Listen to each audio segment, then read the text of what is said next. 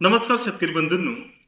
बऱ्याच वेळा जे काही आपल्या आता सध्या टोमॅटोच्या लागवडीची जी परिस्थिती आहे, या परिस्थितीमध्ये बऱ्याचदा जी काही फुलधारणा किंवा फळधारणा लवकर लागवड केलेले जे काही आपले टोमॅटोचे प्लॉट आहेत, या प्लॉटमध्ये आता फळधारणा किंवा कुठंतरी टोमॅटोचे तोडे चालू झालेले असतील आणि या परिस्थितीमध्ये व्हायरस असेल किंवा गेरवा असेल किंवा टोमॅटो प्लॉटमध्ये फुलांची सेटिंग आपल्याला व्यवस्थित झालेली दिसत नाहीयेत किंवा त्यावरती वेगवेगळ्या प्रकारच्या समस्या आपल्याला टोमॅटो प्लॉटमध्ये बघायला मिळू शकतात. बऱ्याच वेळा जेव्हा कुठंतरी टोमॅटो प्लॉटमध्ये फळांची सेटिंग झालेली असते आणि या फळांना व्यवस्थित साईज सुद्धा आपल्याला मिळताना दिसत नाही.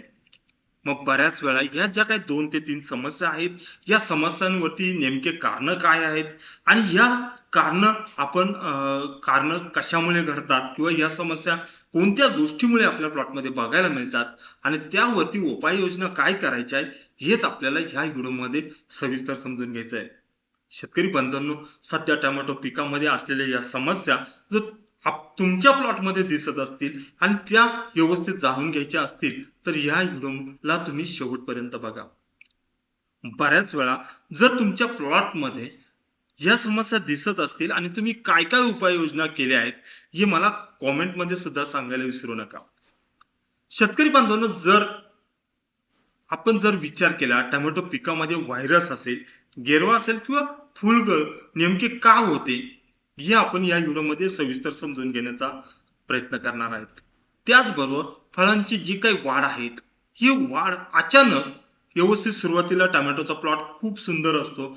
टोमॅटो प्लॉटमध्ये शेंडा वाढ खूप चांगली झालेली असते, फुटवा चांगला मिळालेला असतो.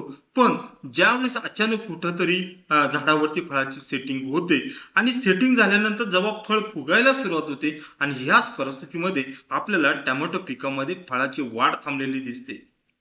मग बऱ्याच वेळा ही वाढ कोणत्या गोष्टीमुळे थांबते, हे आपल्याला या व्हिडिओमध्ये सविस्तरपणे समजून घ्यायचं आहे. बऱ्याच वेळा टोमॅटो पिकामध्ये जे काही व्हायरस असेल, गेरवा असतील, याची सुरुवातीची लक्षणं काय असतात किंवा सुरुवातीच्या टप्प्यामध्ये टोमॅटो प्लॉटमध्ये कशा पद्धतीचं निरीक्षण करायला हवं, हे सुद्धा आपल्याला ह्या व्हिडिओमध्ये सविस्तर समजून घ्यायचं आहे. आणि ह्या सगळ्या ज्या काही समस्या आहेत, या समस्या सोडवण्यासाठी सायंटिफिक असेल किंवा प्रॅक्टिकल लेवलवरती आपल्या टोमॅटो प्लॉटमध्ये कोणकोणत्या प्रकारच्या उपाययोजना करायच्या आहेत, हे सुद्धा आपण या व्हिडिओमध्ये सविस्तर समजून घेणार आहोत. बऱ्याच वेळा या 3 ते 4 समस्या सोडून टोमॅटो प्लॉटमध्ये जी काही होणारी उत्पन्नाची घट आहे, ही थांबवून टोमॅटो प्लॉटमध्ये जास्तीत जास्त उत्पादन वाढवण्यासाठी आपल्याला काय करता येऊ शकतं, या सगळ्यांची माहिती मी तुम्हाला या व्हिडिओमध्ये देण्याचा प्रयत्न करणार आहे. शेतकरी बांधवांनो, सगळ्यात महत्वाचं म्हणजे ज्यावेळेस आपण टोमॅटो पिकाची लागवड करत असतो, ही लागवड केल्यानंतर टोमॅटो पिकामध्ये व्हायरस असेल, गेरवा असेल किंवा फुलांची गळ असेल किंवा फुलांची सेटिंग कमी होणं असेल, यासारख्या समस्या आपल्याला हमखास बघायला मिळतात. बऱ्याच वेळा फळांची फुगवण कमी झालेली असते आणि त्याच परिस्थितीमध्ये झाडाची वाढ सुद्धा आपल्याला कमी झालेली दिसून येते. मग या जे काही 3 ते 4 कारण आहेत, त्यांनी याचमुळे टोमॅटोचं उत्पादन आपल्याला व्यवस्थित मिळत नाही किंवा ज्या काही आपल्या एकरी जाळ्या असतात, या एकरी जाळ्या कमी निघण्याचं कारण या 3 ते 4 समस्यांमध्ये दडलेल्या आहेत. तर शेतकरी बांधवांना सगळ्यात महत्वाच्या या समस्या नेमक्या आपल्या प्लॉटमध्ये काय येतात, हे अगोदर आपण थोडस सविस्तर समजून घेऊया. शेतकरी बांधवांनो, ज्यावेळेस टोमॅटो पिकाची पावसाळी लागवड होते आणि ह्या लागवड ज्यावेळेस होते, ह्या परिस्थितीमध्ये सततचा होणारा पाऊस आणि ढगाळ वातावरण हे बऱ्याचदा या समस्यांना च्या निर्मितीला कारणीभूत ठरत असतात. बऱ्याच वेळा ज्यावेळेस सततचा पाऊस होत असतो किंवा ढगाळ वातावरण असतं ना, अशा परिस्थितीमध्ये कमी असलेला सूर्यप्रकाश आणि आपल्या टोमॅटो प्लॉटमध्ये जी काही पानांवरती पानं ओलं राहिल्यामुळे किंवा कमी ढगाळ वातावरणामुळे किंवा कमी सूर्यप्रकाशामुळे प्लॉटमध्ये तयार झालेली जास्त आर्द्रता, यासारख्या गोष्टी या समस्यांना बऱ्याच वेळा आपल्याला या सगळ्या गोष्टीला प्रोत्साहन देत असतात. शेतकरी बांधवांनो, बऱ्याच वेळा पाऊस जर थोडासा जास्त होत असेल आणि या परिस्थितीमध्ये भोद व्यवस्थित तयार केलेला नसेल किंवा प्लॉट मध्ये जे काही पडणारं पावसाचं पाणी आहे, हे जर व्यवस्थित वाहून जात नसेल, तर अशा परिस्थितीमध्ये किंवा बोधामध्ये व्यवस्थित निचरा न झाल्यामुळे सुद्धा बऱ्याच समस्या ह्या टोमॅटो पिकामध्ये बघायला मिळतात. आणि बऱ्याच वेळा बोधावरती मल्चिंग पेपर आपण टाकलेला असतो आणि हा मल्चिंग पेपर टाकल्यानंतर जे काही टोमॅटो पिकाची मुळं आहेत ही मुळं खराब व्हायला सुद्धा सुरुवात झालेली असते. आणि मल्चिंग पेपर आणि त्यामध्ये असल्यामुळे बोधामध्ये मुळांची परिस्थिती नेमकी काय आहे ही आपण जर व्यवस्थित निरीक्षण केलं किंवा व्यवस्थित उघडून बघितलं नाही तर ही समस्या आपल्याला लवकर लक्षात येत नाही. आणि त्याचबरोबर टोमॅटो पिकामध्ये अन्नद्रव्यांचं जे काही गरज असते त्यामध्ये तयार झालेलं असंतुलन सुद्धा बऱ्याच वेळा यासारख्या गोष्टींना किंवा समस्यांना खत पाणी घालत असते. बऱ्याच वेळा टोमॅटो पिकामध्ये ज्या काही रस शोषक किडी आहेत, ज्यामध्ये पांढरी माशी असेल, थ्रिप्स असेल, मावा असेल, ह्या रस शोषक किडीच टोमॅटो प्लॉटमध्ये व्हायरसचा प्रसार मोठ्या प्रमाणामध्ये करतात. शेतकरी बांधवांनो, टोमॅटो पिकामध्ये जर आपण या ज्या काही 3-4 समस्या मी ज्या सांगितल्या आहेत, या समस्यांची सुरुवातीची लक्षणं कुठंतरी आपल्याला प्लॉटमध्ये दिसायला लागली तर ह्याच परिस्थितीमध्ये जर आपण उपाययोजना केल्या त्याचा निश्चित चांगला फायदा आपल्याला प्लॉटमध्ये बघायला मिळतो. शेतकरी बांधवांनो, ज्या वेळेस आपण सकाळच्या वेळेस टोमॅटो प्लॉटमध्ये प्लॉट फिरत असतो किंवा टोमॅटो प्लॉटमध्ये जात असतो, अशा परिस्थितीमध्ये दर 25-30 झाडानंतर एखाद्या झाडाची जी काही सुरुवातीची जी पानं आहेत ही थोडीशी कुठं पिवळी पडायला सुरुवात झाली आहेत का, किंवा कुठंतरी शेंडा वाढतीची थांबली आहे असा प्रकार जाणवतोय का, याचं निरीक्षण करणं गरजेचं आहे. किंवा बऱ्याच वेळा सुरुवातीच्या टप्प्यामध्ये जो काय असलेला आपल्या प्लॉटमध्ये टोमॅटोची जी शेंडा वाढ आहेत ही अचानक थांबून कुठंतरी फुलगळीला सुरुवात झाली आहे का, कुठंतरी एखादा पंजा कुठंतरी आपल्याला कूज किंवा पिवळा पडून गळालेला स्वरूपासारखा दिसतोय का, यासारख्या गोष्टी बघून घेणं खूप गरजेचं आहे. बऱ्याच वेळा टोमॅटो प्लॉट मध्ये जी काही जुनी पानं असेल किंवा नवीन पानं असेल यांचा जो काही हिरवा रंग आहे हा बदलून कुठंतरी पिवळेपणा जातोय का, यासारखे सुरुवातीचे लक्षणं जर तुमच्या प्लॉटमध्ये दिसत असतील तर निश्चितच तुमच्या प्लॉटमध्ये पुढे जाऊन या ज्या काही त्यावर योग्य वेळी उपाययोजना केल्या नाहीत तर पुढे जाऊन समस्या दिसू शकतात. बऱ्याच वेळा जी काही आपली टोमॅटोची झाडं असतात ही झाडांमध्ये असमान वाढ जर तुम्हाला झालेली दिसत असेल तर ही बऱ्याच वेळा असमान वाढ सुद्धा टोमॅटो प्लॉट मध्ये आपल्याला बऱ्याच वेळा जी काही समस्या आहेत याची आपल्याला सुरुवातीचं ऑब्झर्वेशन किंवा निरीक्षणामार्फत आपल्याला समजून येऊ शकतं. शेतकरी बांधवांना सगळ्यात प्लॉट मध्ये ह्या समस्या येऊ नये म्हणून जे काही प्रॅक्टिकल व्यवस्थापन आपल्याला करायचंय ते म्हणजे प्लॉट मध्ये निचरा सुधारणं. बऱ्याच वेळा हे बरेच टोमॅटो उत्पादक शेतकरी असतात ते गरज नसताना टोमॅटो प्लॉटला ड्रिप देतात. बऱ्याच वेळा हे ड्रिप आपल्या बोधामध्ये जे काही बोधातली माती आहे ही खरंच त्या मातीला पाण्याची गरज आहे का, त्यात ती माती घट्ट होते की ती जास्त ओली राहते, यासारख्या गोष्टी बघत नाही. आणि त्यामुळे बोधामध्ये व्यवस्थित निचरा न झाल्यामुळे सुद्धा यासारख्या समस्या आपल्या प्लॉटमध्ये बघायला मिळतात. शेतकरी बांधवांनो, त्यामुळे पावसाचं पाणी असेल किंवा ड्रिप द्वारे देणारं पाणी आहे हे टोमॅटो पिकाच्या गरजेनुसारच तुम्ही प्लॉटमध्ये द्यायला हवं. त्याचबरोबर जर टोमॅटो प्लॉट मध्ये जी काही पानं आहेत या पानाच्या खालच्या बाजूला जर तुम्ही व्यवस्थित बघा त्यावरती पांढरी माशी असेल किंवा थ्रिप्स असेल याचा प्रादुर्भाव कुठंतरी दिसतोय का किंवा तो जास्त प्रमाणामध्ये दिसतोय का, जर तसं पद्धतीनं जर तुमच्या टोमॅटो प्लॉट मध्ये पांढरी माशी किंवा थ्रिप्स दिसत असेल तर त्यासाठी तुम्ही योग्य ती फवारणी घेणं लगेच गरजेचं आहे.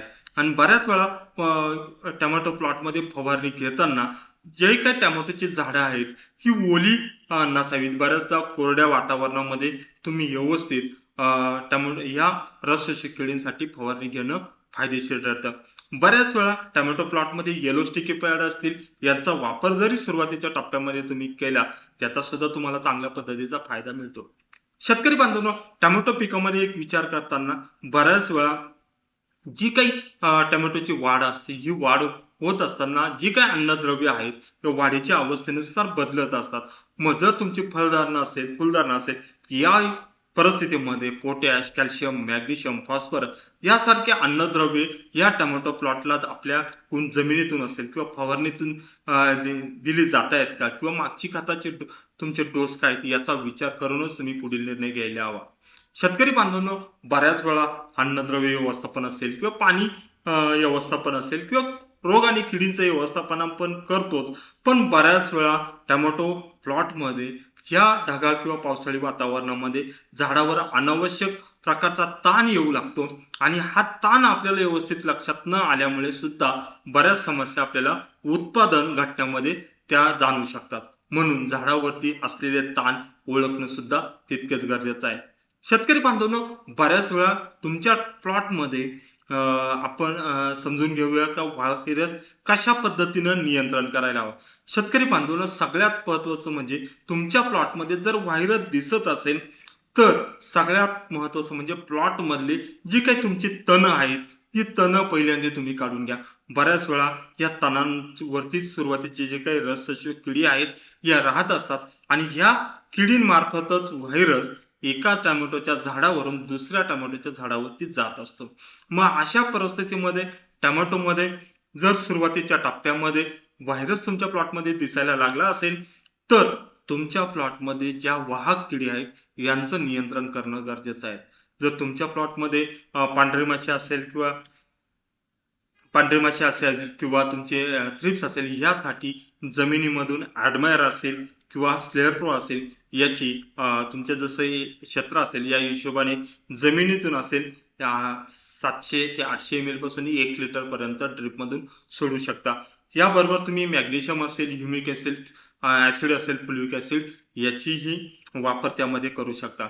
बऱ्याच वेळा त्यानंतर प्लॉट मध्ये व्हायरस ज्या ठिकाणी दिसतोय त्याचं सातत्यानं निरीक्षण करणं सुद्धा गरजेचं आहे आणि त्यानंतर किडींचं जे काही जर तुम्ही सुरुवातीच्या टप्प्यामध्ये व्यवस्थित नियंत्रण केलं तर पुढे जाऊन आपल्याला व्हायरसचा प्रादुर्भाव थांबवता येऊ शकतो. पण बऱ्याच वेळा टोमॅटो प्लॉटमध्ये व्हायरस दिसायला लागल्यानंतर बरेच शेतकरी वेगवेगळ्या प्रकारचे व्हायरसवरील औषधं टोमॅटो प्लॉटमध्ये फवारण्याचा प्रयत्न करतात. शेतकरी बऱ्याच वेळा मार्केटमध्ये असलेल्या व्हायरसचे औषधं हे पाहिजे तितक्या प्रमाणामध्ये व्हायरसवरती काम करताना दिसत नाही.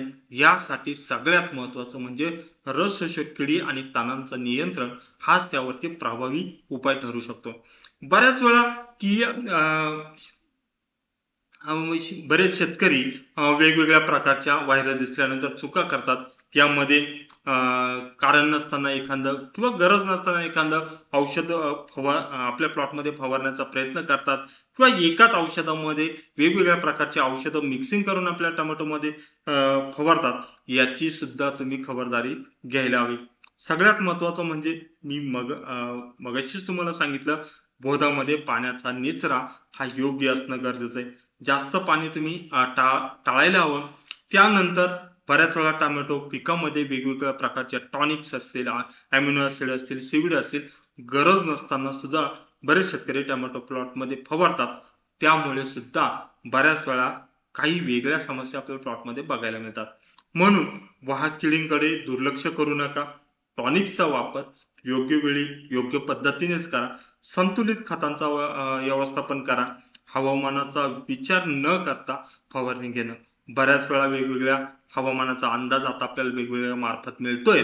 मग अशा परिस्थितीमध्ये त्याचा विचार न करता आपल्या टोमॅटोचं व्यवस्थापन करत असाल त्याचा सुद्धा दुष्परिणाम आपल्याला प्लॉटमध्ये बघायला मिळू शकतो. त्यानंतर सगळ्यात महत्वाचं म्हणजे बरेच शेतकरी आपल्या टोमॅटो प्लॉटमध्ये निरीक्षण अजिबात करत नाही. ह्याही गोष्टीचा तुम्ही विचार करायला हवा.